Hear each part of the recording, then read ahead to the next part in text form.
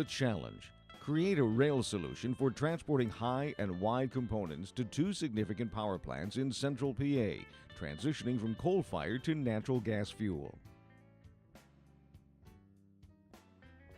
With the Marcellus shale gas in north central Pennsylvania being one of the largest natural gas finds in the world, this is just an outcome of the changing energy picture.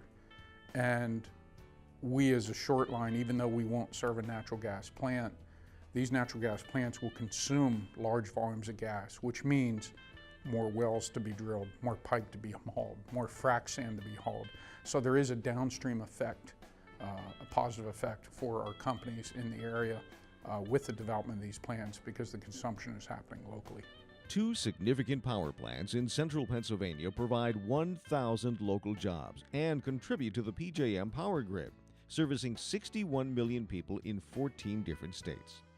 Transitioning the plants to natural gas will reduce greenhouse emissions by 70% and use 95% less water. High and wide loads were required to transport components such as steam drums, boilers, generators, and turbines. The biggest challenge you have on the high and wides, in addition to the extremely high value of the lading of what we're moving, is the size, the sheer size. These are not normal freight cars. And you cannot make a mistake. You know, unlike a truck, you can't swerve around an obstruction. And with rail, the members of our company did a superb job, particularly our maintenance away folks, on making absolutely sure that the loads would fit as measured. North Shore Railroad had to carefully select offloading sites that were capable of handling the loads and had minimum impact on the local traffic. The best option included contingency plans, track upgrades, and partnership with logistics providers at every point in the process. We even had a case where we had to take down the crossing protection because the load was so wide, and move the load through and then reinstall the crossing protection. So that's how involved this was.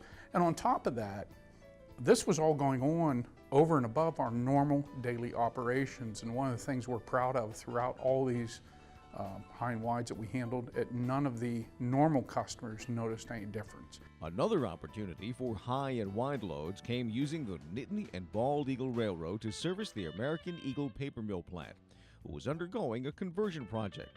For this customer, equipment needed to be raised and rail siding rehabbed to do the work to make it across a bridge safely. We work closely with a rigger because if you have to propose a site that's acceptable to the rigger in terms of his highway transportation to get these components from the rail to the construction site.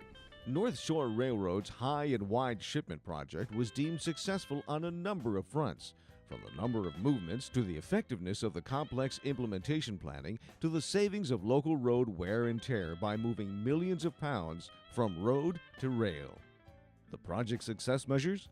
In 2016, movement of 60 high and wide shipments, more than the high and wide shipments NSHR handled in its first 31 years of operation.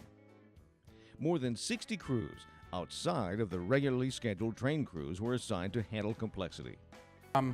Definitely all our co-workers, our maintenance away supervisor Pete Simons, operations head Tom Avery, and then even the back office folks, and our marketing team Joe Kantz, Lonnie Briner, everyone had a hand in making these loads move safely. Our CNS department, I won't forget those folks, actually had to take down the signals, and it was a real team effort, very involved, and everything was moved safely and on schedule.